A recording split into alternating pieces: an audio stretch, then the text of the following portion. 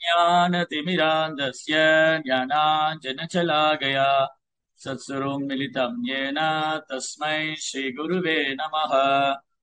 नमो विष्णुपादाय कृष्णपृष्ठाय भूतले श्रीमदे भक्तिवेदान्त स्वामीति नामिने। नमस्ते सारस्वती देवे गौरवाणी प्रचारिणे निर्विशेष शून्यवादी पाश्चात्य देशतारिणे।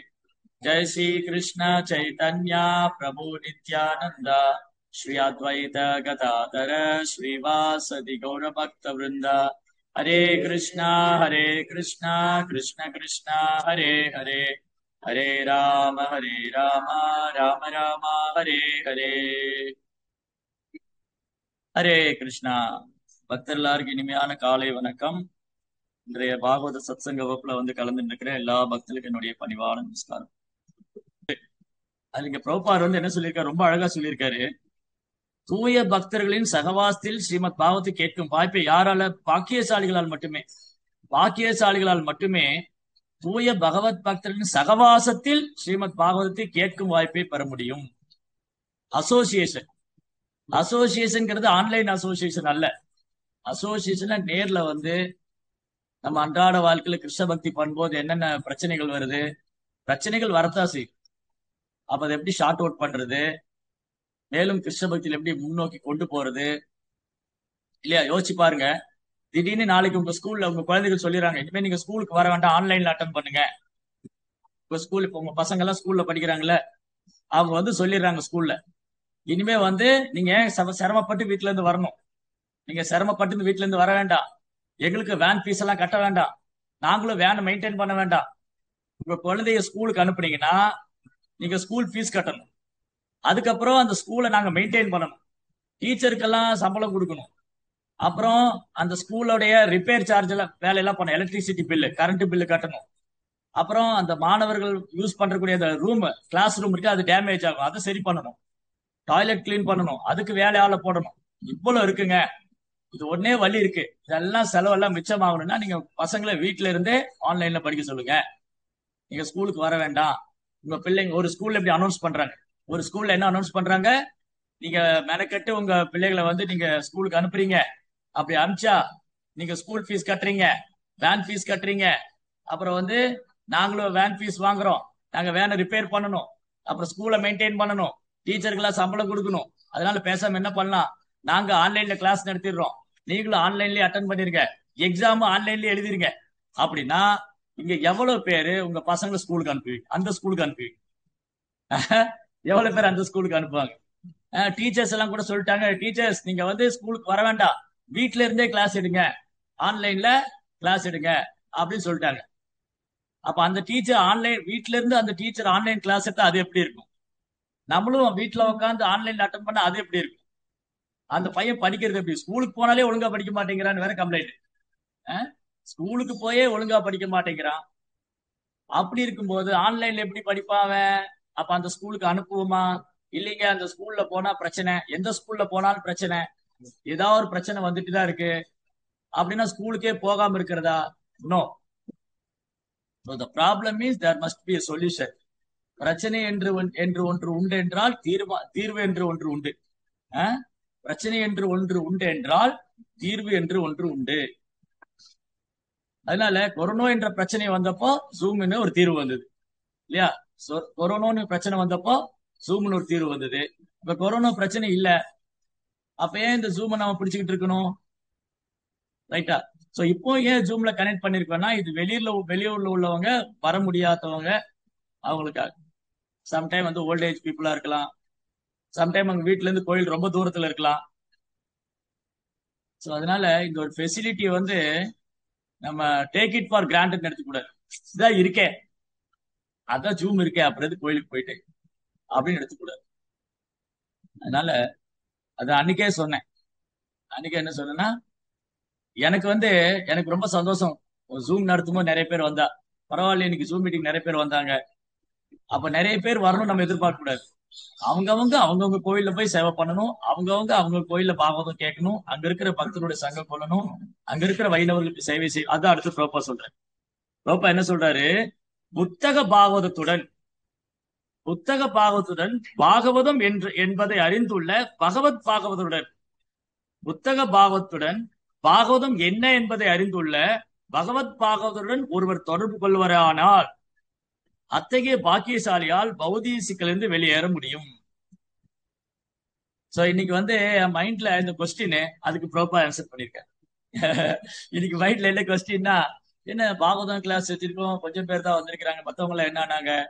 சோ கொஸ்டின் இன்னைக்கு என்ன ஸ்லோகம் எடுக்கிறோமோ அதுல ப்ராப்பரா பதில் சொல்லு. ப்ராப்பரா என்ன பதில் சொல்லியிருக்காரு? புத்தக பாகவதத்துடன் பாகவதம் என்ன என்பதை அறிந்துள்ள பக்தர் பாகவதுடன் ஒருவர் தொடர்பு கொள்வாரேயானால் அத்தகைய பாக்கியசாலியால் பௌதீக சிக்கலிலிருந்து வெளியேற முடியும். That's all. அதனால எனவே துன்புறும் உலக மக்களிடம் கொண்ட இரக்கத்தின் காரணத்தினால், அதனாலதான் மைத்ரேய முனிவர் முதலிலும் கடைசியுமாக ஸ்ரீமத் பாகவதத்தை பேசுவதென தீர்மானித்தார். அப்போ நம்ம பிரச்சனைக்கெல்லாம் பாகவதத்துல தீர்மானம் இருக்கு. அதனாலதான் நித்தியம் பாகவத சேவையா. ஏன் தினமும் பாகவதம் படிக்கணும், கேட்கணும்? நம்முடைய பிரச்சனைகள், சந்தேகங்கள், குழப்பங்கள் எல்லாத்துக்கும் பாகவத்துல பதில் இருக்கு. தினமும் குறைந்தபட்சம் 1 மணி நேரமாவது பாகவத்தை படிச்சோம்னு சொன்னா நமக்கு ஒரு பிரச்சனையும் கிடையாது. தினமும் 1 மணி நேரம் சின்சியரா, தினமும் 1 மணி நேரம் சின்சியரா பாகவதம் படிக்கணும். அவங்கவுங்களுக்கு ஒரு பாகவதம் செட் இருக்கணும். அந்த பாகவதம் செட்ல இந்த மாதிரி முக்கியமான பாயிண்ட்ஸ் லைன் போடணும். எழுதிங்க, லைன் போட்டிருக்கேன் பாத்தீங்களா? இந்த மாதிரி லைன் போடும். இப்போ ஒரு பேராகிராஃப், இந்த ஒரு பேராகிராஃப்ல 3 வார்த்தையை நான் லைன் பண்ணிருக்கேன். அப்ப இந்த 3 வார்த்தை பிரபுபார் சொன்னதுல முக்கியமானது. என்னது? முதல் வார்த்தை பிரபுபா என்ன சொல்றாரு? சீட பரம்பரையில் வரும் ஸ்ரீமத் பாகவதம் மனித சமூகத்தின் பிரச்சனைகளுக்கு தீர்வு காண்பதற்காகவே தொகுக்கப்பட்டது. பாகவதம் ஏன் கொடுத்தாரு வியாசதேவர்? நம்ம பிரச்சனைகளுக்கெல்லாம் ஒரு தீர்வு தான்.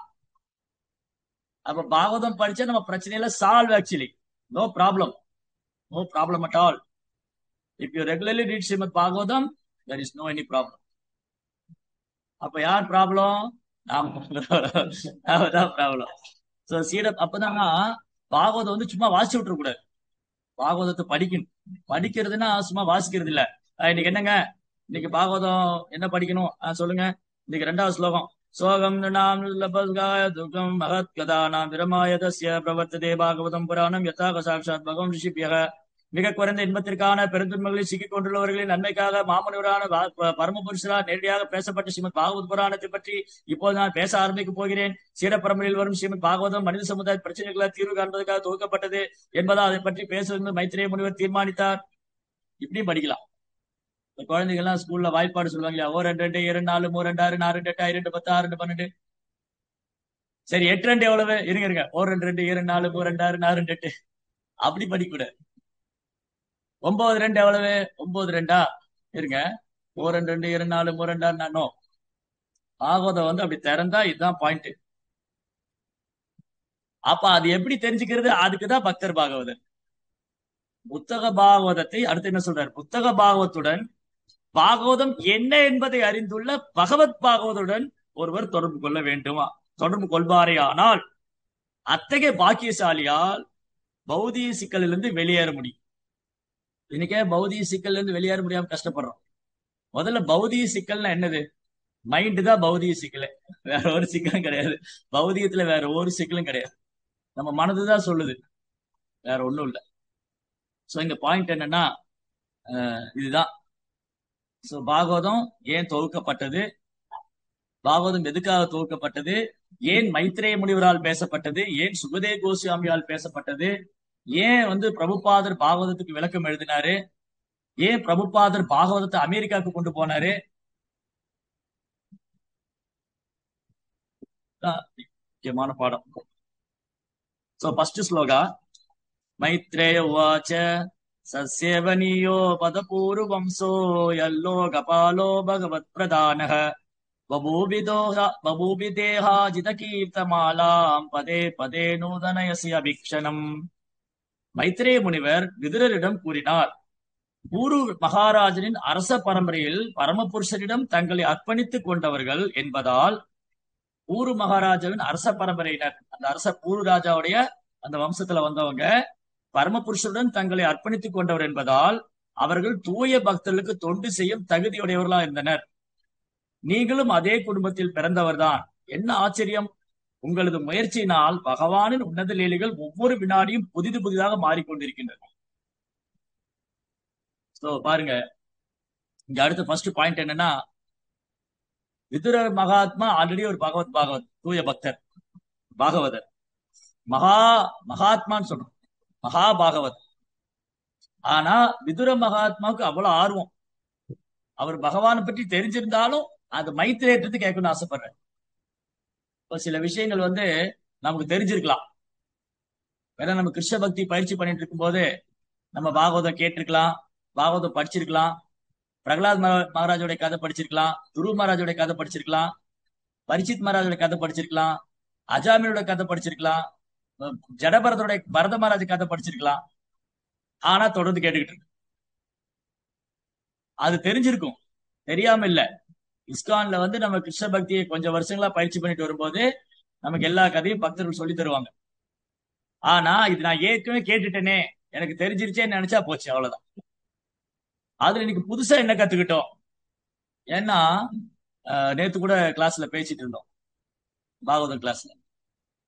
ஏன்னா பிரபுபாதுடைய புத்தகமாகட்டும், ஸ்ரீமத் பாகவதம் பகவத்கீதை ஆகட்டும், எவ்வளவு தடவை படிச்சாலும் திரும்ப திரும்ப புதிய அனுபவம் கிடைச்சுக்கிட்டே இருக்கு. அதுதான் ஆன்மீக கல்விக்கும் பௌதிக கல்விக்குள்ள வித்தியாசம். பௌதிக கல்வி ஏன்டா படிக்கணும்னு இருக்கு, எப்படா படிச்சு முடிப்போம்னு இருக்கும், எப்ப படிச்சு அந்த புக்கை தூக்கி போடலான்னு, எப்ப படிச்சு முடிச்சு அந்த புக்கை தூக்கி போட்டுடலாம் இல்லையா?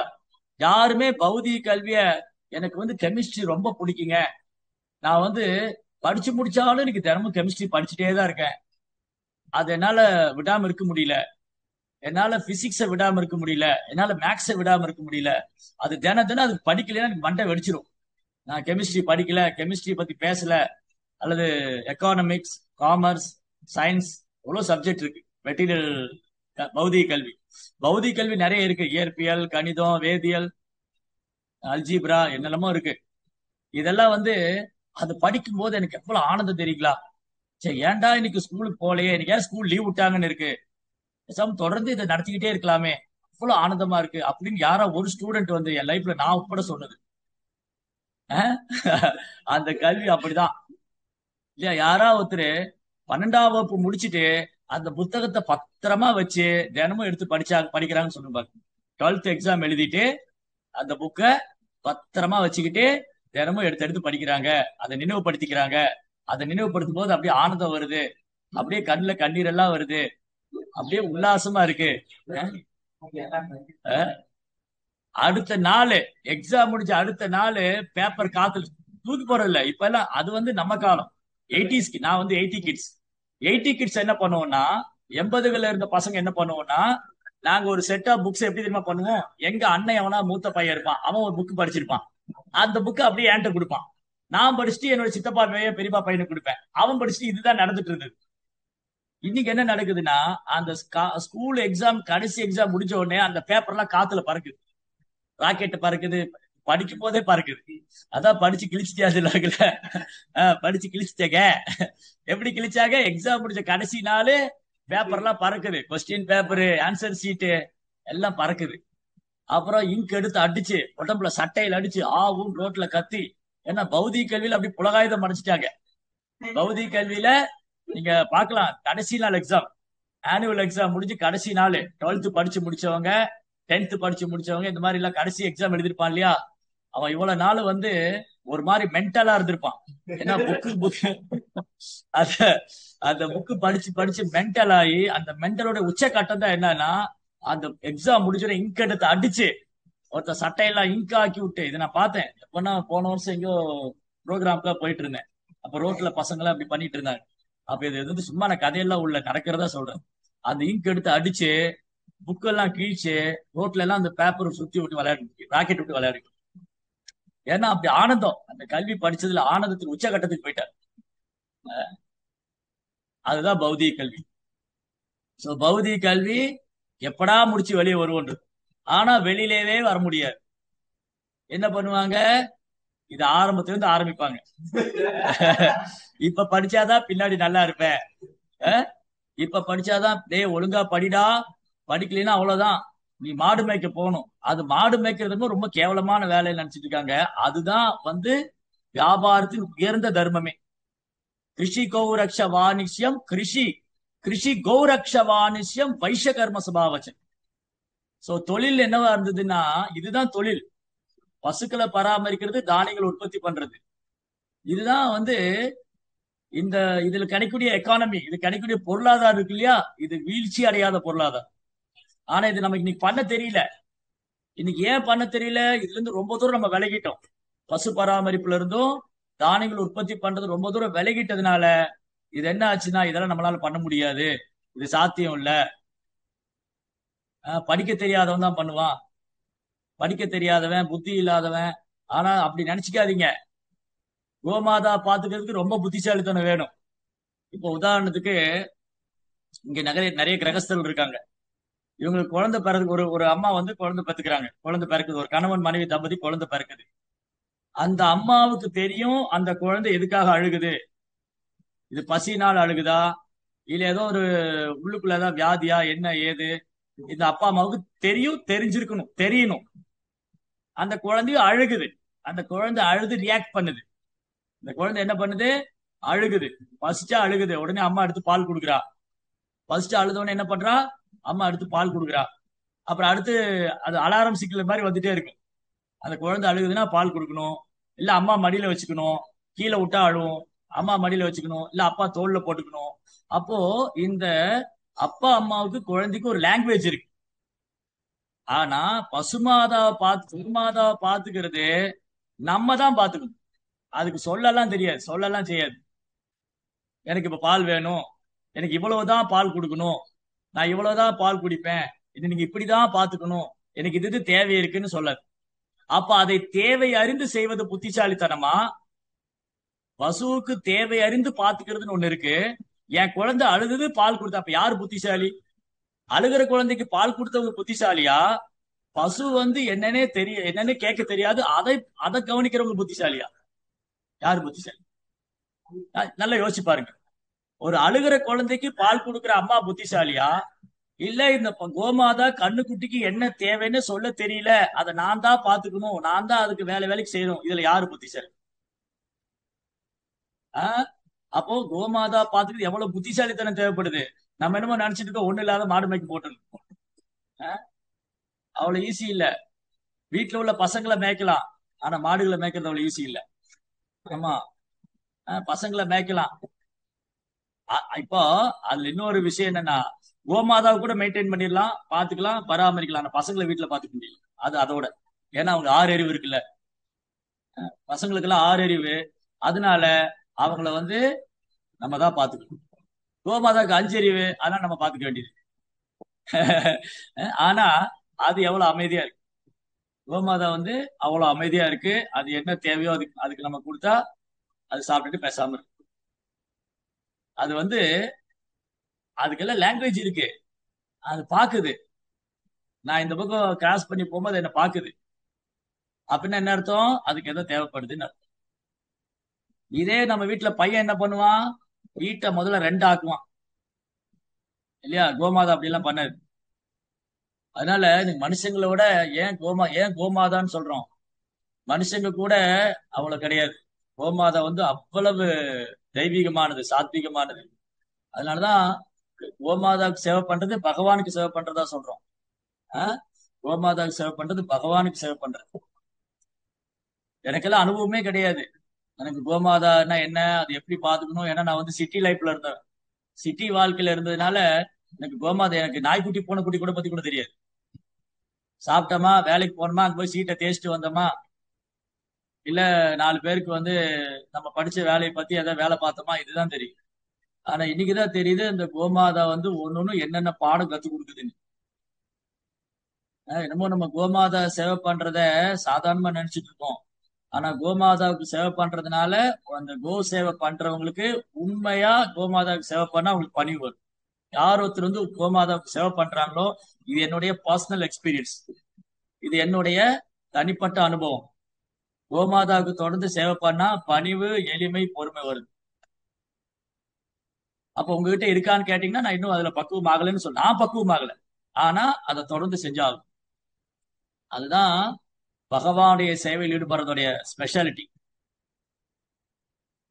யார் ஒருத்தர் வந்து எளிமையான சேவைகள் பண்றாங்களோ அவங்க கிட்ட பணிவு ஏற்படும், எளிமை இருக்கும், பணிவு இருக்கும், பொறுமை ஏற்படும்.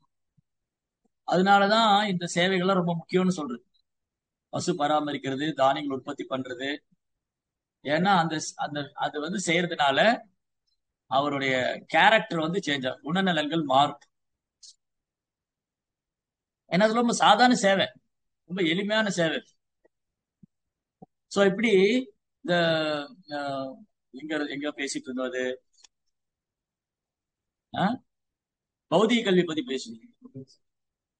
அங்க வந்தோம் இல்லையா? இப்ப படிச்சா கரெக்ட். என்ன சொல்லுவாங்க, நீ வந்து ஒழுங்கா படிக்கல, நீ மாடு மேய்க்க தான் போகணும். அப்படி பார்த்தா நீங்க எவ்வளவு படிச்சவங்க கொரோனா டைம்ல கம்பெனி இழுத்து மூடிட்டான். இவன் சொந்த ஊர்ல வந்து விவசாயம் பண்ணி பசுபர, அப்ப என்ன எங்க போச்சு அவன் நாலேஜ்? ரொம்ப படிச்சவங்க, ரொம்ப பிடெக், எம்டெக், ஐடெக், அந்த டெக் இந்த டெக் எல்லாம் முடிச்சு பெரிய ஹைடெக் ஃபேமிலி அவங்க. முடிச்சு வெளிநாட்டுல வேலை பண்ணது, இல்ல வெளியூர்ல போய் வேலை பண்ணா அவன் லாக்டவுன் போட்டான். இவன் என்ன பண்ணா, என்னடா பண்றது தெரியல. இவ்வளவு நாள் சம்பாரிச்சு காசு கொண்டு வந்து ஊர்ல இடம் வாங்கி, அந்த மாதிரி நிறைய பேர் பண்ணாங்க. எனக்கு இதுல எல்லாம் வாட்ஸ்அப்ல எல்லாம் வந்தது, சோசியல் மீடியால நிறைய பேர் போட்டிருந்தான்.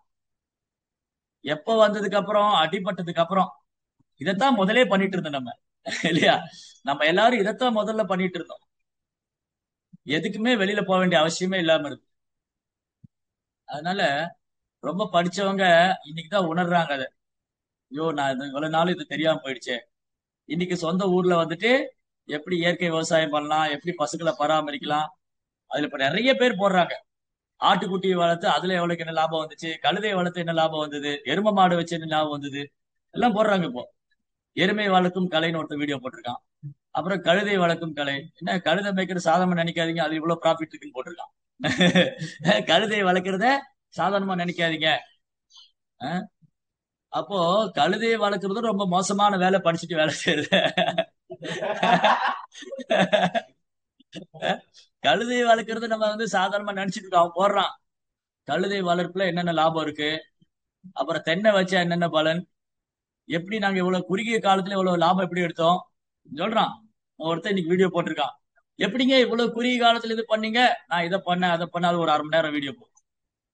எப்படி நீங்க இவ்வளவு பசுமாடை பராமரிக்கிறீங்க, எப்படி இவ்வளவு ஆட்டுக்குட்டி வச்சிருக்கீங்க, இந்த ஆட்டுப்புழுக்கையில என்ன பண்றீங்க, கோழி பண்ணை வச்சு கோழி புழுக்கையில என்ன பண்றீங்க, இப்படி ஆஹ் ஆஹ் ஒருங்கிணைந்த பண்ணை, இந்த மாதிரி நிறைய பண்றாங்க. அது ஒரு சிலர் தான் பண்றாங்க. இன்னும் ஒரு சிலர் வந்து இந்த தற்சார்பு வாழ்க்கைக்கு வரல. தற்சார்பு வாழ்க்கைனா ஒரு கம்பெனியை நம்பி இருக்கிறது இல்ல. இந்த கம்பெனில வேலையில போடானா வேலை கம்பெனி தேடணும். இப்படி 4 பேரு எனக்கு அந்த கம்பெனி பிடிக்கல, எந்த கம்பெனி பிடிக்கலன்னா கம்பெனியா போயிட்டே இருக்க வேண்டியதான், இல்லையா? அதுக்கு நான் ஓனா என்னுடைய சொந்த இடத்துல என்ன கிடைக்குதோ சாப்பிட்டு சந்தோஷமா இருந்தேன். அந்த வாழ்க்கை தான் நம்ம தொலைச்சிட்டோம். ஆனா இப்ப என்ன நினைச்சிட்டு இருக்கோம், இப்ப படி நீ பின்னாடி நல்லா இருக்கலாம், இப்ப படிச்சா நீ பின்னாடி நல்லா இருக்கலாம். இது எப்ப ஆரம்பிச்சாங்க? 3ஆம் கிளாஸ் 4ஆம் கிளாஸ்ல ஆரம்பிச்சாங்க. அப்புறம் 10th வந்து சொன்னாங்க இப்ப படிச்சா நீ பின்னாடி நல்லா இருக்கலாம். அப்புறம் 12th வந்ததுக்கு அப்புறம் இப்ப படிச்சா நீ பின்னாடி நல்லா இருக்கலாம். இப்ப 10thல நல்ல mark வாங்கினாதான் plus two 11th 12th நல்ல குரூப் செலக்ட் பண்ணலாம். அப்ப 11th 12th நல்ல குரூப்ல படிச்சாதான் நீ வந்து கவுன்சிலிங்ல நல்ல காலேஜ்ல சேரலாம். நீ நல்ல காலேஜ் சேர்ந்து அங்கேயும் நல்லா படிச்சாதான் உனக்கு நல்ல இடத்துல வேலை கிடைக்கும். நீ நல்ல இடத்துல வேலை கிடைச்சாதான் நீ நல்ல இடத்துல இடம் வாங்க முடியும். நீ நல்ல இடத்துல இடம் வாங்கினாதான் கொஞ்சம் கஷ்டப்பட்டு உழைச்சின்னா ஒரு வீடு, கொஞ்சம் கஷ்டப்பட்டு உழைச்சா நீ நல்ல இடத்துல வேலைக்கு போய் கஷ்டப்பட்டு உழைச்சினா பின்னாடி நீ நல்ல இடம் வாங்குவ. அந்த பின்னாடி ஒரு நல்ல இடம் வாங்கினா இன்னும் கஷ்டப்பட்டு உழைச்சினா ஒரு நல்ல வீடு போடுவேன். அப்படியே நல்ல வீடு போட்டு கஷ்டப்பட்டு இருந்தீங்கன்னா நீ ஒரு நல்ல பொண்ணை கல்யாணம் பண்ணலாம். அப்படி நீங்க கணவன் மனைவி கஷ்டப்பட்டு இருந்தீங்கன்னா நல்ல குழந்தைகளை பத்துக்கலாம், திரும்பி கஷ்டப்பட்டு இந்த குழந்தைகளை படிக்க வைக்கலாம். இப்படியா வாழ்க்கை? பின்னாடி நல்லா இருக்கலாம், பின்னாடி நல்லா இருக்கலாம்னு கடைசியில அவன் வந்து அவ்வளவுதான், அவன் லைஃபே முடிஞ்சிருச்சு. சோ அதனால பிரபுபாவுடைய தத்துவம் என்னன்னா, எளிமையான வாழ்க்கை, உயர்வான சிந்தனை, சிம்பிள் லிவிங், எளிமையான வாழ்க்கை. மிருகாரிக்கு அந்த நம்பிக்கை இருந்தது. மிருகாரி காட்டுல மிருகங்களை வேட்டையாடிட்டு இருந்தாங்க. நாரதர் சொன்னாரு, முதல்ல உன்னை வில்ல அம்பி உடைச்சு போடுங்க, உன்னுடைய வில்லை அம்பையும் உடைச்சு போடுன்னு. அவர் சொன்னாரு, இந்த வில்லு அம்ப உடைச்சு போட்டா எனக்கு எப்படி வாழ முடியும், நான் எப்படி எது சாப்பிடுவேன், எப்படி வாழ்வேன், என் குடும்பம் என்ன ஆகும், என் பிள்ளைங்க என்ன ஆவாங்க, அதை நான் பாத்துக்கிறேன். அப்ப குருவுடைய வார்த்தை, குருமுக பத்மவாக்கிய சித்ததே கொரியாய்க்கு ஆர்னா கொரிக மனாசம்.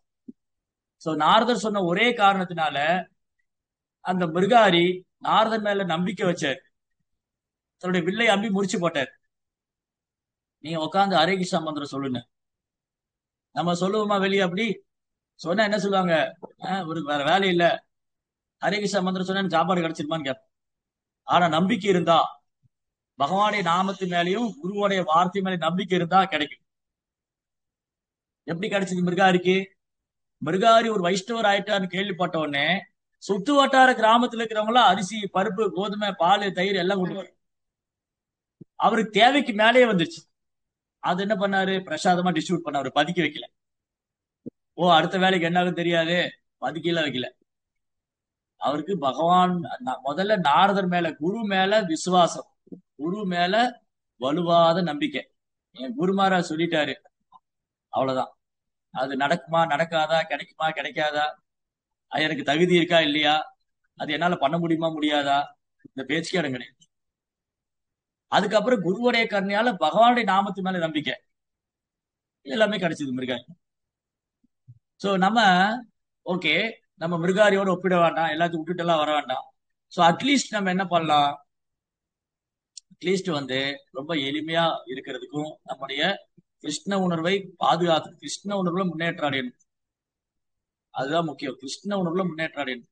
அப்படின்னா நித்தியம் பாகவத சேவையா. அதுல இங்க என்ன இருக்குன்னா, இந்த மைத்திரேய முனிவர் விதுரர்கிட்ட சொல்றாரு, நீங்க புரு வம்சத்துல வந்தவங்க, இந்த புரு வம்சத்துல இருக்கிறவங்க எல்லாமே ரொம்ப பாக்கியவான்கள். ஏன் புரு வம்சத்துல வந்தவங்க எல்லாம் ரொம்ப பாக்கியவான்கள்? இவங்க எல்லாம் பகவானுடைய பக்தர்கள். அதனால நீங்களும் அந்த வம்சத்துல வந்ததுனால இந்த புரு வம்சத்துக்காரங்க எல்லாமே தூய பக்தர்களுக்கு தொண்டு செய்ய தகுதி உடையலா இருக்கு. நீங்களும் அதே குடும்பத்தில் பிறந்தவர் தான். என்ன ஆச்சரியம், உங்களது முயற்சியினால் பகவானின் உன்னத லீலைகள் ஒவ்வொரு வினாடியும் புதிது புதிதாக மாறிக்கொண்டிருக்கு. அப்ப ஏன் இந்த மைத்திரேயர் இப்படி சொல்றாரு? விதுரர் கேட்டதுனாலதான் மைத்திரேயர் ஆர்வமா சொல்றாரு. அப்ப மைத்திரேயர் சொல்லும்போது அவருக்கு ரியலைசேஷன் கிடைக்குது. பாருங்க, இந்த ரியலைசேஷன் தான் ரொம்ப ரொம்ப முக்கியம். ரியலைசேஷன் ரியலைசேஷன் என்னது? அனுபவம், புதிது புதுதான அனுபவம். எப்படி கிடைச்சது? விதுரர் கேட்டதுனால. இல்லாட்டி அவர் என்ன பண்ணிருப்பாரு? மைத்திரேயர் ஏற்கனவே பாகவதம் சொல்லிட்டோம், பாகவதம் படிச்சுட்டு இருக்கோம். ஆனா இப்ப விதுரர் கேட்டதுனால அதை ஒரு நியூ எக்ஸ்பீரியன்ஸா திரும்ப அதை சொல்றாரு. அப்போ ஏற்கனவே சொல்லப்பட்ட கதைகளை திரும்ப எடுத்து வைக்கும் போது அதுல மைத்ரேயர் இங்க புதிது புது அனுபவங்களை உணர்ற. அப்ப போத் ஆர் கெட் பெனிஃபிட், ரெண்டு பேருக்கு நன்மை. சொல்றவருக்கு என்ன ஆகுது, பாகவதம் தொடர்ந்து பேசிட்டே இருக்கிறதுனால, தொடர்ந்து யார் பாகவதம் பேசிட்டே இருக்காங்களோ அவனுக்கு புதுசு புதுசா எக்ஸ்பீரியன்ஸ் கிடைச்சிக்கிட்டே இருக்கு, கேட்கிறவங்களுக்கும் அது கிடைச்சிக்கிட்டே இருக்கு. அதுதான் பாகவதம். பாகவதம் ஒரு சாதாரண புத்தகம் எல்லாம் இல்ல, அது கிருஷ்ணா. நேற்று அதான் பேசிட்டு இருந்தோம், ஸ்ரீமத் பாகவதம் கிருஷ்ணா. கிருஷ்ணர் வேற, பாகவதம் வேற இல்ல. கலியுகத்துல கிருஷ்ணா பாகவத ரூபத்துல இருக்காரு. அவர் நேரடியால அவதாரம் பண்றது இல்ல. மற்ற 3 யுகத்துலதான் பகவான் நேரடி அவதாரம் பண்றாரு. சத்தியுகம், திரேதா யுகம், துவாபர யுகம், 3 யுகத்துல கிருஷ்ணா நேரடி அவதாரம் பண்றாரு. கலியுகத்துல கிருஷ்ணா நேரடியா வரல, அவர் பக்தனா வந்தாரு. பக்தனா என்ன பண்ணாரு? பாகவத தர்மத்தை பிரச்சாரம் பண்றாரு. ஏன்னா கிருஷ்ணா பாகவத ரூபத்துல இருக்காரு. அதே மாதிரி கிருஷ்ணா ஹரிநாமத்துல இருக்காரு. அப்ப கிருஷ்ணா எங்க இருக்காரு? சப்த பிரம்மமா இருக்காரு, சவுண்ட் இன்கார்னேஷன். கலியுகத்துல கிருஷ்ணா சப்த பிரம்மம். இப்ப இந்த ஸ்லோகம் இருக்கு இல்லையா, இந்த ஸ்லோகமும் கிருஷ்ணர் வேற இல்ல.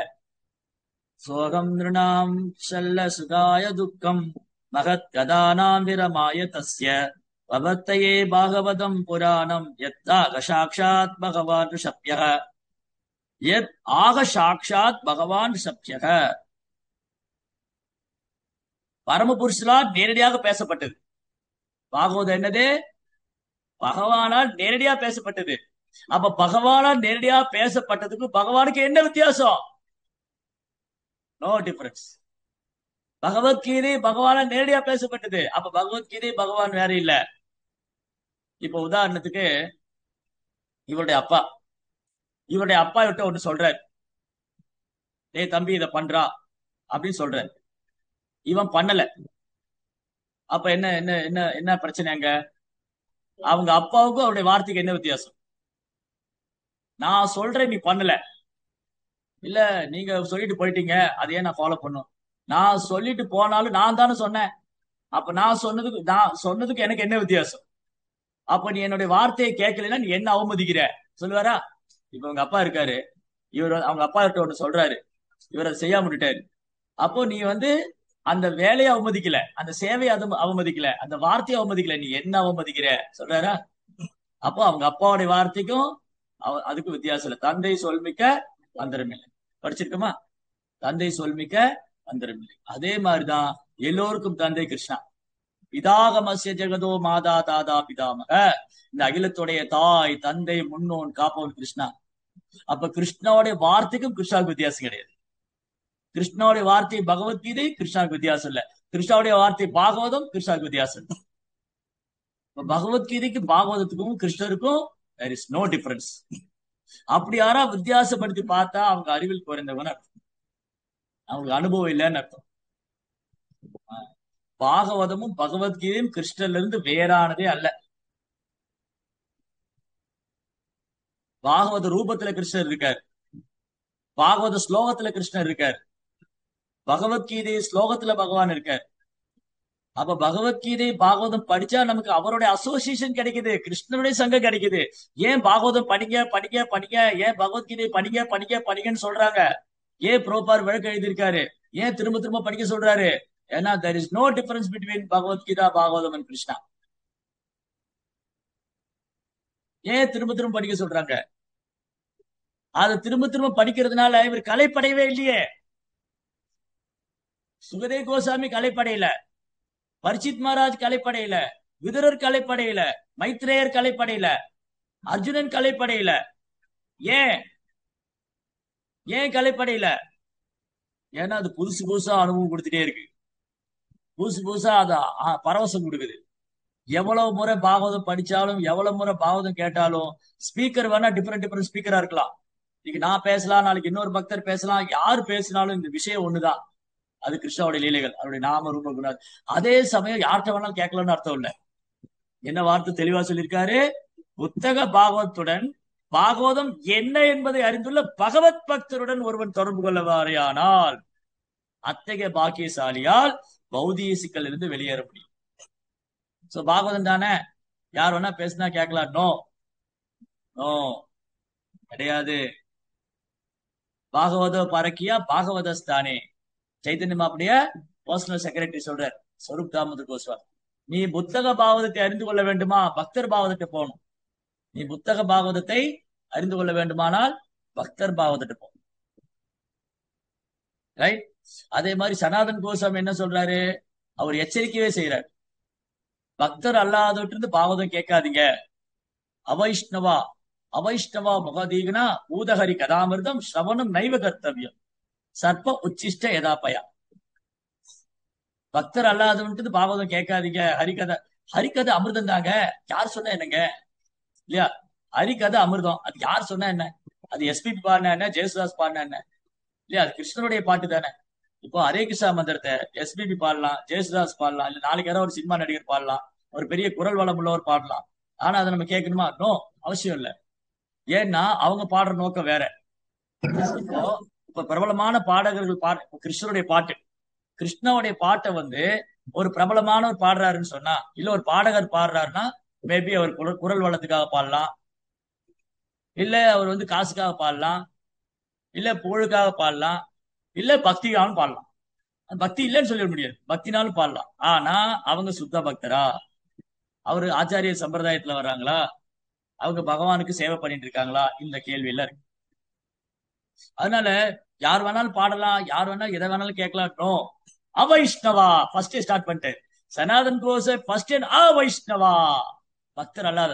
அவர் என்ன பண்ணுவாரு? இன்னைக்கு கிருஷ்ணாவுடைய பாட்டு பாடுவார், நாளைக்கு சினிமால குத்தாட்ட பாட்டு பாடிட்டு. அவருதான் அதே ஆள் தான். அதே ஆளு இன்னைக்கு வந்து ஹரே கிருஷ்ணா ஹரே கிருஷ்ணான்னு பாடுவார், அங்க போய் அப்படி போடு போடுன்னு பாடுவார். அப்ப என்ன பிரயோஜனம்? அவைஷ்ணவா. சோ அவைஷ்ணவ முகதீனா பூத ஹரி கதாமிருதம் ஸ்ரவணம் நைவ கர்த்தவியம். கேட்கவே கேட்காதீங்க. ரொம்ப அழகா பேசலாம், வார்த்தை ஜாலெல்லாம் போட்டு ரொம்ப அழகா, யாரை வந்து சோர்ந்து போகாம அதுல உற்சாகமா வச்சுக்கிட்டு அந்த மாதிரி ஸ்பீக்கர்லாம் இருக்காங்க. நிறைய ஸ்பீக்கர் இருக்காங்க. பாகவதம் பேசக்கூடிய ஸ்பீக்கர் நிறைய பேர் இருக்காங்க. யூடியூப்ல போனீங்கன்னா ரொம்ப அழகா பேசுவாங்க, ரொம்ப ஜோக்கா பேசுவாங்க, இனிமையா பேசுவாங்க, கேட்க ரொம்ப நல்லா இருக்கும். நோ. சோ இங்க வார்த்தை ஜாலமோ இல்ல வார்த்தை ஜாலமோ இல்ல வார்த்தை கோர்ப்போ இல்ல அது அழகோ அந்த பேச்சு திறமையில இல்ல, அங்க பக்தி இருக்காங்கிறதா கொஸ்டின். அவர் பக்தரா இருக்காருதான் கொஸ்டின். அவர் சம்பிரதாயத்துல வராறதா கொஸ்டின். மேபி ஒருவேளை சம்பிரதாயத்துல உள்ளவருக்கு வார்த்தை ஜாலம் பண்ண தெரியாம இருக்கலாம், அப்படியே எதுகை மோனை பேச தெரியாம இருக்கலாம், அழகா சொல்ல தெரியாம இருக்கலாம், இல்ல கதையை வந்து சுவாரஸ்யமா சொல்ல தெரியாம இருக்கலாம். பட் டிவோட்டியா இருக்காருன்னு கேட்க. சனாதன் கோசாமி என்ன சொல்றாரு? அவைஷ்ணவா. ஃபர்ஸ்டே சொல்லிட்டாரு ஆ வைஷ்ணவா. வைஷ்ணவன்னா சமஸ்கிருதத்துல ஒரு வார்த்தைக்கு முன்னாடி ஆ போட்டீங்கன்னா எதிர்மறையான அர்த்தம்.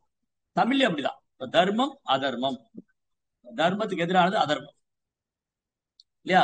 எந்த ஒரு வார்த்தைக்கு முன்னாடி ஆ போட்டா எதிர்மறையான பொருள் தான். அப்போ ஆ வைஷ்ணவா அப்படின்னா பக்தர் அல்லாதவர். அவைஷ்ணவா முகதீனா பூத ஹரி கதாமிர்தம். கதா அமிர்தம், ஹரி கதா அமிர்தம், பாகவத அமிர்தம், நெக்டர். அமிர்தம் தானே, யார் சொன்னா என்னங்க? No, no. என்ன பண்ணும்? அவைஷ்ணவ முகதீனா பூத சவனம் நைவ கர்த்தவியம். ஏன் காதை கொடுத்துறாதீங்க, கேட்கவே செய்யுங்க.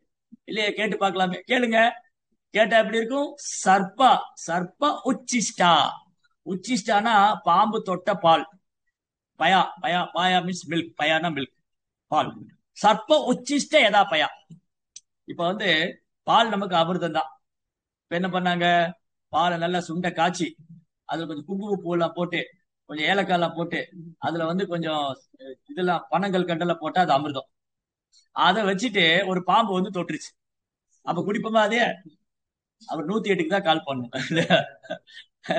ஐயோ அது ஏதோ பாம்பு குடிச்சது வந்து மயக்கம் போட்டு விழுந்துட்டாருங்க, சீக்கிரம் வாங்க. கவலைக்கு இடத்துல இருக்கு, கவலைக்கு இடத்துல இருக்காரு. பக்தர் எல்லாத்துல இருந்து கேட்டா கவலைக்கிடம். ஏன்னா பக்தி வராது, பக்தி வரவே செய்யும். ஏன்னா அது பாம்பு தீண்டப்பட்ட பால் மாதிரி.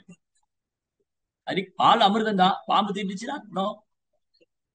நீங்க பாலை ஏன் சொல்றீங்க? இன்னொரு உதாரணம் சொல்றேன், சமைக்கிறவங்களுக்கு எல்லாம் தெரியும். இந்த புடலங்காய் இருக்குல்ல, புடலங்காய் மேல புடலங்காய் தோட்டம் கொடி, புடலை கொடி இருக்குல்ல, அதுல பாம்பு ஏறிச்சுன்னா அந்த புடலங்காய் சாப்பிட்டா கசக்கும். கேள்விப்பட்டிருக்கீங்களா? இந்த பாக கொடி, பாக ஆல்ரெடி கசக்கும், அது விட்டுருங்க. புடலங்காய் சொல்றேன். புடலங்காய் கொடி இருக்குல்ல, அங்கங்க கிராமங்கள்ல புடலை கொடி இருக்கு. புடலங்காய் வந்து அதெல்லாம் நம்ம பார்த்திருந்தா தானே. நம்ம நம்ம பிளேட்ல புடலங்காய் சாப்பிட மாட்டோம். அந்த புடலை கொடி வந்து புடலங்காய் நீல நிறமா இருக்கும். அந்த புடலை கொடியில போய் பாம்பு ஏறிடுச்சுன்னா அந்த புடலங்காய் நீங்க சாப்பிட்டீங்கன்னா கசக்கும். பீர்க்க கொடி, புலக கொடி. இது எப்படி வருது கூட இன்னைக்குள்ள பசங்களுக்கு தெரியாது. இன்னைக்கு வந்து கட்சி கொடி தான் அவனுக்கு தெரியும். புடலை கொடி பாக கொடி எல்லாம் தெரியாது, கட்சி கொடி தான் தெரியும். என் தலைவர் என்ன கட்சி தொடங்க என்ன கொடி விட்டுருக்கிறாரு, இவனை முதல்ல கொடியில கட்டி தொங்க விடும். சோ என்னன்னா ப்ராப்ளம் என்னதுன்னா, இன்னைக்கு நமக்கு எதுவுமே தெரியல, வகுப்பாறு தான் எல்லாம் சொல்லி கொடுக்கும். அப்ப என்னது? இந்த பக்தர் அல்லாத பத்தி கேட்காதீங்க. ஏன்னா அவங்க வந்து புத்தக பாகவதத்தை பயிற்சி பண்ணக்கூடிய பக்தர் பாகவதர் அல்ல. புத்தக பாகவதத்தை பக்தர் பாகவத்திலிருந்து கேட்கணும்னு சொல்லி. அப்புறம் முக்கியம் என்னது? அது வந்து இதே கதை தான் தொடர்ந்து பேசிட்டே இருக்கோம், ஆனா போர் அடிக்கவே இல்லை, சலிக்கவே இல்லை. நீங்க பாருங்க, வேணா இன்னொரு உதாரணம் சொல்றேன். இந்த தாமோர மாசம் வரும். தாமோர மாசம் 30 நாள். அந்த 30 நாள் அதே கதை தான் 30-40 இடத்துல சொல்லுவோம். சிலப்போ ஒரே நாள்ல 2 இடத்துக்கு போவோம். ஒரே நாள் 2 இடத்துல ப்ரோக்ராம். 2 இடத்துல என்ன பேசுறீங்க? கிருஷ்ணர் வெண்ணையை திருடினாரு, வெண்ணப்பானை உடைச்சாரு, யசோதம்மா உரலை கட்டி போட்டாரு. போர் அடிச்சதுன்னா இதை வந்து ஒரு நாளைக்கு 3 தடவை 4 தடவை பேசுமா? இல்ல கேட்கிறவனு தான், அட போயா இதையே சொல்லிட்டு இருக்காது, வேற ஏதாவது புதுசா சொல்லுங்க. கிருஷ்ணர் மிக்சியை தூக்கி போட்டு உடைச்சாருன்னு சொல்லுங்க. அப்படி சொல்ல முடியுமா? கிருஷ்ணர் வந்து இன்னைக்கு வீட்டுல மிக்சியை உடைச்சாரு, கிரைண்டரை வந்து இது பண்ணிட்டாரு, இல்ல வந்து கற்பனை வச்சிருந்த கட்டரை உடைச்சிட்டாரு அப்படிலாம் சொல்ல முடியாது. அங்க என்ன இருக்கோ அதான் சொல்ல முடியும். கிருஷ்ணர் வந்து சாம்பார் பானையை கீழே போட்டாருன்னு சொல்ல முடியுமா? சரி, போன வருஷம் வந்து இல்லையா, போன வருஷம் வந்து கிருஷ்ணர் வந்து வெண்ணப்பானை உடைச்சாரு சொன்னோம். இந்த வருஷம் வேற மாதிரி மாத்தி தான் சொல்லலாம். கிருஷ்ணர் வெண்ணப்பானை உடைச்சாருன்னு போன வருஷம் படிச்சோம் இல்லையா? இன்னைக்கு என்ன படிக்க போறோம்? கிருஷ்ணர் வீட்டுல வந்து மிக்சியில இந்த ஜாரை தூக்கி கீழே போட்டாரு. அஹ் அந்த சட்னி பாட்டில கீழே போட்டு உடைச்சிட்டாரு, ஊறுகாய் டப்பா உடைச்சிட்டாரு, அப்படிலாம் சொல்ல முடியாது. அது சம்பிரதாயம் கிடையாது. அப்படிலாம் கற்பனை பண்ணிலாம் எழுத முடியாது, கற்பனை பண்ணி சொல்ல முடியாது, அது கூடவும் கூடாது. அங்க என்ன இருக்கு, அதான் ஆசிட்டிஸ். அப்போ புதுசா எதுவும் உருவாக்கல. ஆனா நிறைய பேர் கிளாஸ்க்கு வருவாங்க. இன்னைக்கு புதுசா ஏதாவது சொல்லுவாங்களா? அது இன்ஃபர்மேஷன் கேதர் பண்றதுக்காக வருவாங்க. அந்த மாதிரி நிறைய பேர் இருக்காங்க. இந்த கிளாஸ்ல நிறைய தகவல் கிடைச்சது, மெசேஜ் கிடைச்சது, புதுசு புதுசா நிறைய சொன்னாங்க, புதுசு புதுசா இன்ஃபர்மேஷன். என்ன புதுசு புதுசா? இதே கதையை கேட்கறதா புதுசு புதுசா இருக்கு. இதே கதை தான் போன வருஷம் சொன்னீங்க, இந்த வருஷம் ரொம்ப நல்லா இருக்கு. இதே தான் 4 இடத்துல சொன்னீங்க, 4 இடத்துலயும் எனக்கு வந்து ரொம்ப ஹாப்பியா இருந்தது. அதுதான் பாகவதம். ஏன்னா அதுல ருச்சி வரணும். பாகவதத்துல எப்போ ருச்சி வரும்? ஒருத்தருக்கு எப்ப பாகவதத்துல ருச்சி வரும்? அதுக்கு பாகவத்திலே பதில் இருக்கு. பாகவத்திலே பதில் இருக்கு. நமக்கு பாகவதம் படிக்கிறதுல ருச்சி எப்போ வரும்? எனக்கு வந்து பாகவதம் படிக்கணும்னு இருக்குங்க. ஆனா புக் எடுத்தா தூக்கம் வருது, புக் எடுத்தா படிக்க முடியல, போன் பேசுறதுல இன்ட்ரெஸ்டா இருக்கு, பாகவதம் படிக்க முடியல. ஏன் வரமாட்டேங்குது? இல்ல, திரும்ப திரும்ப படிக்கணுங்கிற ருச்சி, பாகவத்துல ருச்சி இருந்தாலும் திரும்ப திரும்ப படிப்போம். ஓ, நான் பாகவதம் திரும்ப திரும்ப படிக்கணும்னு எனக்கு ருச்சி வரும். பாகவத்துல எப்ப ருச்சி வரும்? அசோசியேஷன் மட்டும் இல்ல, அசோசியேஷன் மட்டும் இல்ல, சுஷ்ருஷோ ஸ்ரத்ததானஸ்ய வாசுதேவ கதா ருச்சி எப்ப வரும்? சுசுஷா. சுசுஷான கேட்கறது, ஸ்ரத்ததானஸ்ய நம்பிக்கையோட கேட்கறது. அது நம்பிக்கையோட கேட்க முடியாது, ருச்சியோட கேட்கறது. சுசுஷோ ஸ்ரத்ததானஸ்ய வாசுதேவ கதா ருச்சி. வாசுதேவ கதைய, பகவானுடைய கதைய, கிருஷ்ண கதைய, ஹரி கதைய நம்பிக்கையோட கேட்கணும். அது சுவை ஏற்படணும்னா அடுத்து என்ன பண்ணணும்? முதல் லைன்ல வியாசர் என்ன சொல்றாரு? சுஷ்ருஷோ ஸ்ரத்ததானஸ்ய வாசுதேவ கதா ருச்சி எப்ப வரும்?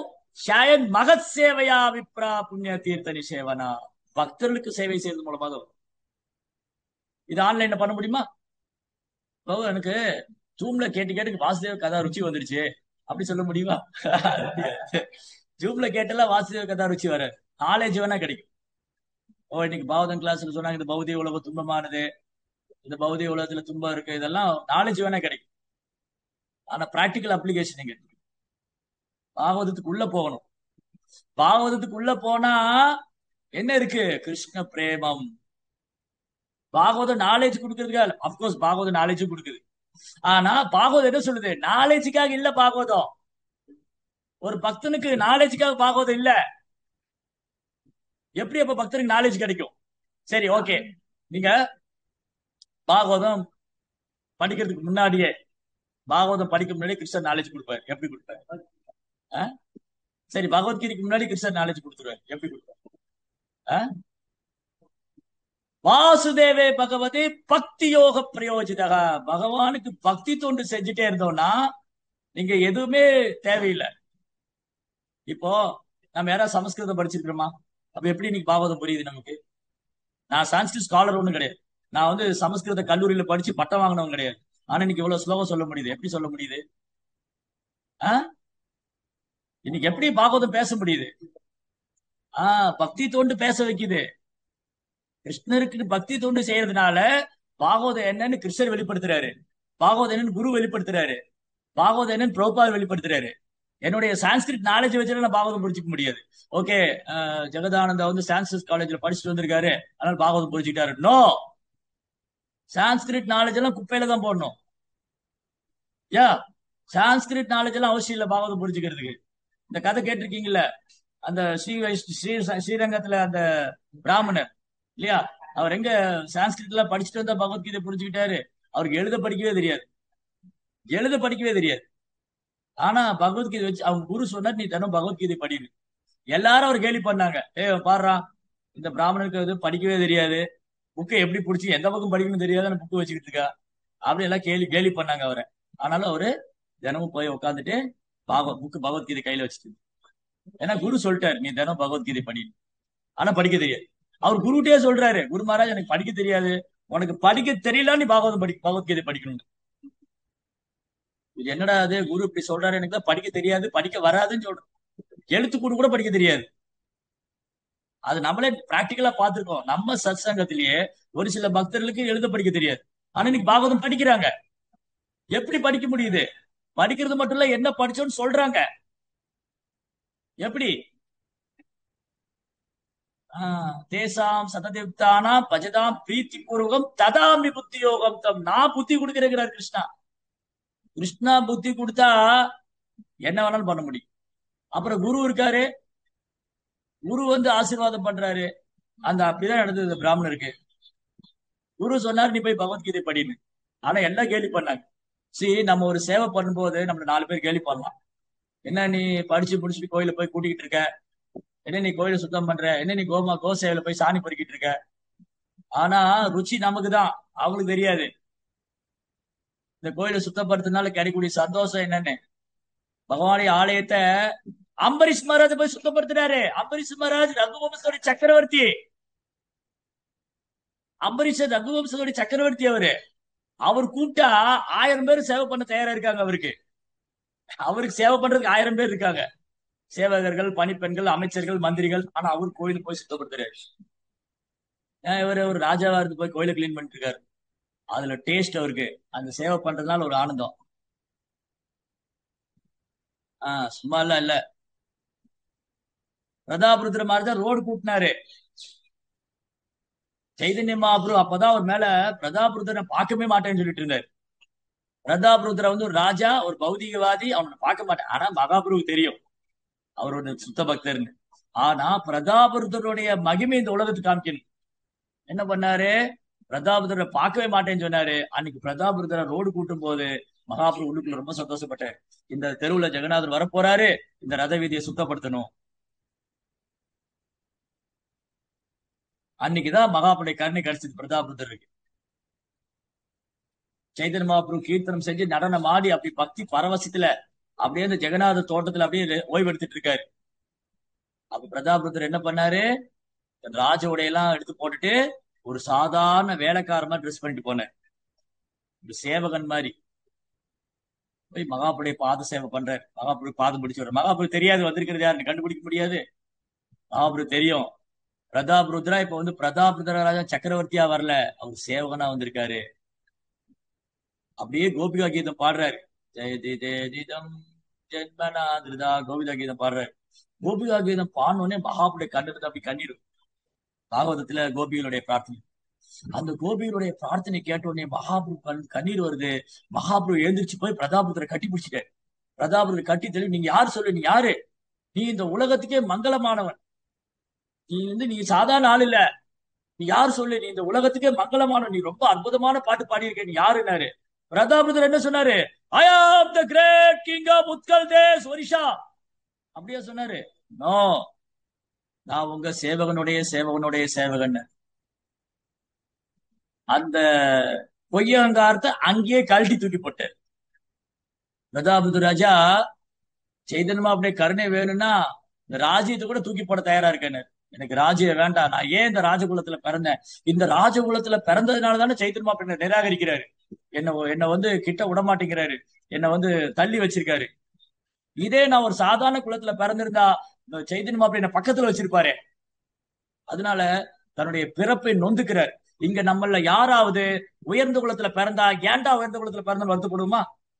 நம்ம ஒரு சாதாரண ஒரு கீழ் குலத்துல பிறந்துட்டோம், என்ன நினைப்போம்? சரி, ஏன்டா அந்த குலத்துல பிறந்தோன்னு. ஆனா பிரதாபர் ரிவர்ஸ்ல திங்க் பண்றாரு. ஆஹ் அதான் பியூட்டி. சோ அதனால இந்த சேவை சேவையினாலதான், எளிமையான சேவையினாலதான் பகவானை கவர முடியும்னு சைத்தன்யா காமிச்சு கொடுத்தாரு. ஊடியோட தெருவு கூட்டிட்டு.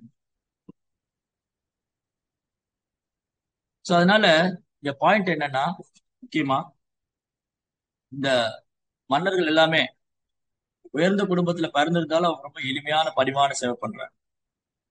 சோ விதுர மகாத்மா அத்தனை குடும்பத்துல வந்தவர்னால இங்க விதுரர் கேட்க ஆரம்பிச்சோடனே அவருக்கு ரொம்ப சந்தோஷமா இருக்கு மைத்திரேயருக்கு. ஏன்னா இந்த கதையை மைத்திரேயர் நிறைய தடவை பேசிருக்கலாம். பாகவதம் வந்து மைத்திரேயர் நிறைய தடவை பேசிருக்கலாம். சுகதேவ் கோசாமி நிறைய தடவை பேசிருக்கலாம். ஆனா அவங்க திரும்ப திரும்ப புதுசு புதுசா அனுபவம். அது திரும்ப திரும்ப பேசுறதுனால கேட்கறதுனால புது புது அனுபவம் கிடைக்குது. அதான் சைதன்ய மகாபிரபு என்ன பண்ணுவாரு, சைதன்ய மகாபிரபு பூரியில தங்கி இருந்த பொழுது அங்க வந்து கதாதரருடைய கதாதர் பண்டிதர் அந்த தோட்டா கோபிநாதர் கோயில் இருப்பார். சைதன்ய மகாபிரபு என்ன ஆர்டர் கொடுத்துருக்கான கதாதருக்கு, அந்த சேத்திரத்திலே சன்னியாசி இருந்துட்டு தினமும் பாகவதம் படிக்கணும், கோபிநாதருக்கு சேவை பண்ணணும், அப்புறம் தீட்சை கொடுக்கணும், சீடர்களை ஏற்றுக்கொண்டு அவங்க கிருஷ்ண பக்தியை சொல்லி 3 சேவையை வந்து சைதன்ய மகாபிரபு கதாதர் பண்டிதர் கொடுத்துட்டாரு.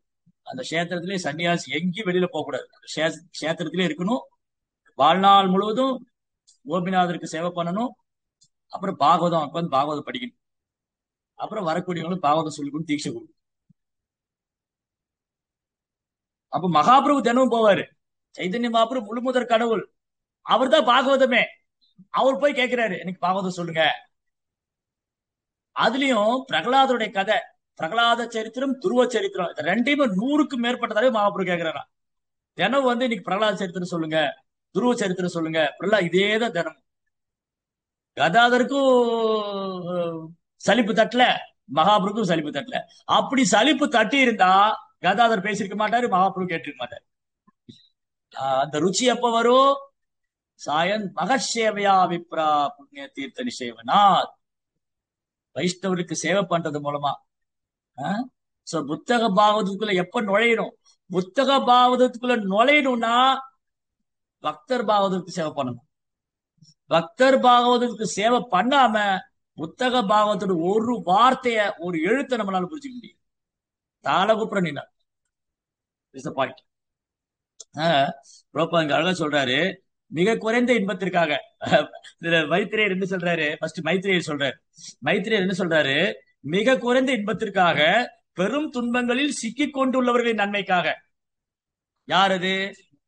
நாமதான், நாமளேதான். மிக குறைந்த இன்பம், இந்த பௌதிக உலகத்துல கிடைக்கிற இன்பம் எல்லாம் அல்பம். விஷயா வினிவர்த்தந்தே நிராகாரச தேகினா ரசபையும் ரசோபியாச பரம் திருஷ்டுவா நிவர்த்ததே, உயர்ந்த சுவை. பாகவதம் உயர்ந்த சுவை. நம்ம என்ன பண்ணிருக்கிறோம், தாழ்ந்த சுவையில் இருக்கிறோம். அப்ப மிக குறைந்த இன்பத்திற்காக, இந்த புலன்பத்துக்காக என்ன பண்றோம், பெரிய சிக்கல்ல மாட்டிக்கிறோம், பெரிய சிக்கல். சோ இந்த குறைந்த இன்பத்திற்காக பெரும் துன்பங்களில் சிக்கிக் கொண்டுள்ளவரின் நன்மைக்காகவே மாமுனிவரிடம் பரமபுருஷர் நேரடியாக பேசப்பட்ட பாகவத புராணத்தை பற்றி இப்போது நான் பேச ஆரம்பிக்க போகிறேன். பேசுறதுக்கு முன்னாடியே சொல்லிட்டாரு, பாகவதம் தான் சொல்யூஷன். பேச ஆரம்பிக்கிறதுக்கு முன்னாடியே மைத்திரி என்ன சொல்றாரு, இந்த பௌதிக பிரச்சனைக்கெல்லாம் ஒரே தீர்வு பாகவதம். இப்ப உதாரணத்துக்கு நமக்கு ஏதாவது பக்தி தொண்டுல சில கஷ்டம் வருது, சேவை பண்ணும்போது சில சங்கடங்கள் வருது, சில குழப்பம் வருது, பிரச்சனை வருதுன்னா உடனே என்ன பண்ணணும், பாகவதத்தை தஞ்சம் அடைய வேண்டும். 1 மணி நேரம் உட்காந்து பாகவதம் படிக்கணும். அப்ப பிரபா சொல்லுவார் பதில், அதுல இருக்கு. ஒரு பக்கத்திலயும் பாகவதம் நம்மளை கைப்பிடிச்சு வழி நடத்தும். உங்களுக்கு என்ன பிரச்சனையோ அதுக்கான பதில் பாகவத்தில் இருக்கு, பிரபா தருவார். சொல்யூஷன் தான். சோ மேலும் பிரபா என்ன சொல்ல வர்றாரு, அப்ப சீட பரம்பரையில் வரும் ஸ்ரீமத் பாகவதம் மனித சமூகத்தின் பிரச்சனைகளுக்கு தீர்வு காண்பதற்காகவே தொகுக்கப்பட்டது. எல்லா பிரச்சனைக்கும் ஒரே தீர்வு பாகவதம் கேட்கறதா, பாகவதம் படிக்கிறதா. அதான் நித்தியம் பாகவத சேவையா. சும்மா என்னைக்கோ ஒரு நாள் பாகவத சேவை இல்ல, நேத்து பாகவதம் படிச்சிட்டோம் பரவாயில்ல நாளைக்கு படிச்சுக்கலாம், இல்ல 2 நாள் கழிச்சு படிச்சுக்கலாம், இல்ல 1 வாரம் கழிச்சு, இல்ல ஒரே வாரத்துல உட்காந்து படிச்சு முடிச்சிடலாம். No, every day we should hear and serve. புத்தக 2 பாகவதர், ஒன்னு புத்தக பாகவதர், இன்னொன்னு பக்தர் பாகவதர். இந்த 2க்கும் சேவை பண்ணாதான் நம்ம பிரச்சனைக்கெல்லாம் சொல்யூஷன். அதை பற்றி பேசுவதன் மைத்ரேய முனிவர் தீர்மானித்தார். பாக்கியசாலிகளால் மட்டுமே தூய பகவத் பக்தரின் சகவாசத்தில் ஸ்ரீமத் பாகவத்தை கேட்கும் வாய்ப்பை பெற முடியும்.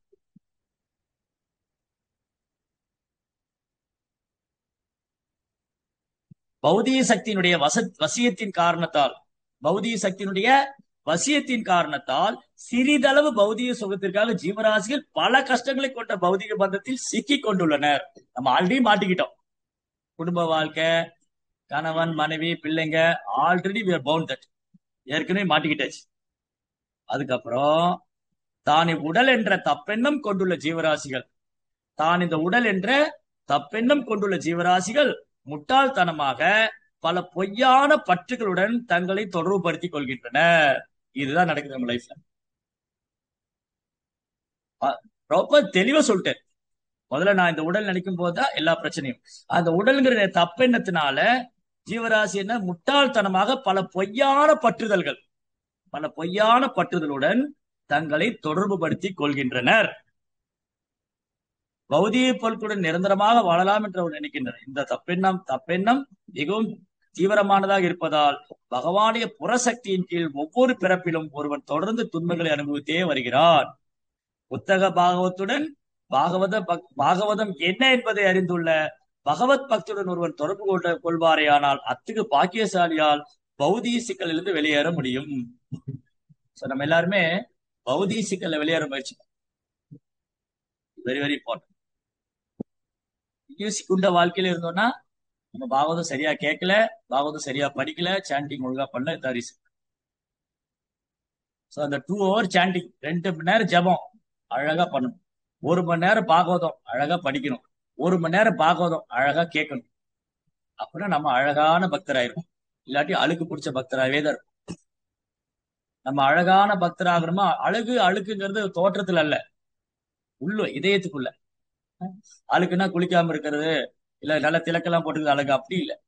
சோ என் உள்ளுக்குள்ள நான் இதை ரியலைஸ் பண்ணணும், நான் உணரணும். அப்படின்னா நான் அழகான பக்தனாகணும். நான் அழகான பக்தனாகணும்னா நான் பாகவதத்தை தஞ்சம் அடையணும்.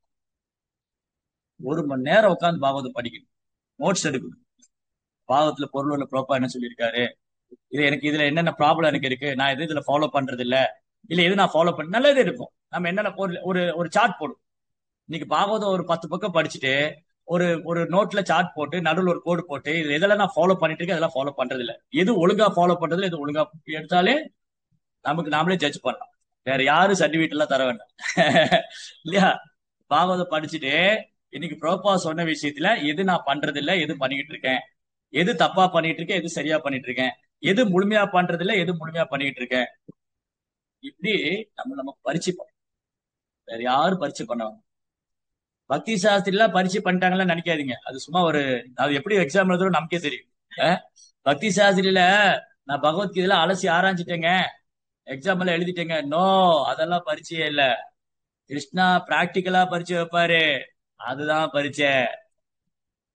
பக்தி சாஸ்திரி பக்தி வைபவம் எல்லாம் பண்றோம் இல்லையா, அது பரிச்சை எப்படி நடக்குது, நம்மளும் எப்படி எழுதுறோம் நமக்கு தெரியும். சும்மா படிச்சு எழுதுறது, இல்ல காப்பி அடிச்சிடுறது, இல்ல காப்பி பேஸ்ட் பண்றது, இல்ல முன்னே எழுதி வச்சுக்கிறது, அதுல வேற. ஸ்கூல்ல பரிச்சை வைக்கிறதுக்கும் பக்தி சாஸ்திரி பரிச்சை நிறைய வித்தியாசம் இருக்கு. கொஸ்டின் பேக்கே கொடுத்துட்றாங்க. எந்த ஸ்கூல்லயாவது கொஸ்டின் பேக்கை கொடுத்துட்டு பரிச்சை எழுத சொல்லுவாங்களா? கொஸ்டின் பேப்பர் அவுட் ஆயிடுச்சுன்னா அதை கேன்சல் பண்ணிட்டு வேற ஒரு கொஸ்டின் ப்ரிப்பேர் பண்ணுவாங்க இல்லையா? நமக்கு கொடுத்துட்றாங்க, இந்த 30 கேள்வியில தான் வரும். அதை வேற அந்த கிளாஸ் இருக்கு சொல்லி கொடுக்குறாரு, எங்க பதில் எங்க இருக்கு, அது என்ன பதிலு, இதை எழுது. ஒரு வேலை நான் தான் ஒரு இடத்துல சொன்னேன். ஒரு இடத்துல பக்தி சாஸ்திரி எடுத்துட்டு இருக்கும்போது, பிரபு இது ரொம்ப கஷ்டமா இருக்கு பிரபுன்னாங்க. சரி, அப்ப நான் என்ன சொன்னேன், சரி உங்களுக்கு ஒரு கிளாஸ் இந்த கொஸ்டின் எப்படி ஆன்சர் பண்றது சொல்லித்தரேன் அப்படின்னு.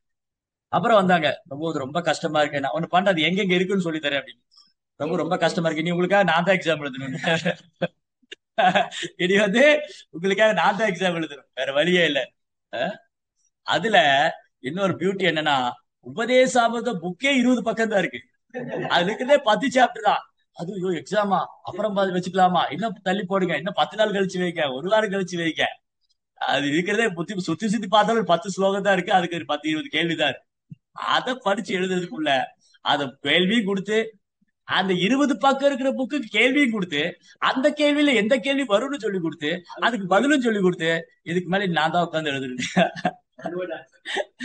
அதுக்கு இதனால ஒன் வேர்ட் ஆன்சர் வேற. அதுக்கு ஒன் வேர்ட் ஆன்சர். அதுல எஸ்ஏ கூட ஓபன் புக் டெஸ்ட் தான், க்ளோஸ் புக் டெஸ்ட் இல்ல. நம்ம ஸ்கூல்ல எல்லாம் க்ளோஸ் புக் டெஸ்ட் எஸ்ஏ எழுதணும் இல்லையா? ஸ்கூல்ல என்ன பண்ணணும், ஸ்கூல் காலேஜ்ல க்ளோஸ் புக்ல எஸ்ஏ எழுதணும், புத்தகத்தை படிச்சு அதை மூடி வச்சு எஸ்ஏ எழுதணும். இங்க புத்தகத்தை திறந்து வச்சு எஸ்ஏ எழுத சொல்றாங்க. அதே மாதிரி புத்தகத்தை திறந்து வச்சு பரிச்சை கொடுத்துட்டா பரவாயில்ல. இவ்வளவுதான் நம்மளுடைய பொசிஷன், இதுதான்.